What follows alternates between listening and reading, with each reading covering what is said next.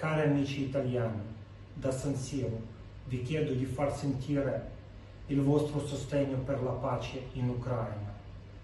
Il popolo ucraino vuole la pace.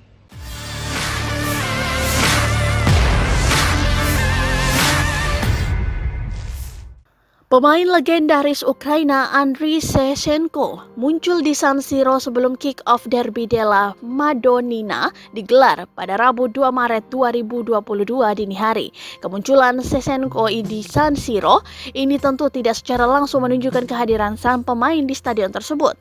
Sheva muncul lewat pesan video yang diputar sebelum laga semifinal leg pertama Coppa Italia antara AC Milan kontra Inter Milan digelar. Sebelum video Shevchenko diputar, para pemain AC Milan dan Inter Milan berdiri sejajar sembari menghadap ke Videotron di atas. Mereka lantas dengan sesama mendengarkan pesan yang disampaikan sang mantan penyerang ulung tersebut. Shevchenko rupanya tak menyimpang dari pesan yang sudah ia sampaikan selama masa perang Rusia versus Ukraina. Ia menyebutkan jika negaranya hanya menginginkan perdamaian. Sheva yakin tak cuma Ukraina saja yang mendambakan adanya perdamaian di atas muka bumi ini. Akan tetapi seluruh negara yang ada di dunia pasti menginginkan hal tersebut. Kata Sheva, tahu perdamaian tidak memiliki batas negara dan bisa menyatukan seluruh manusia.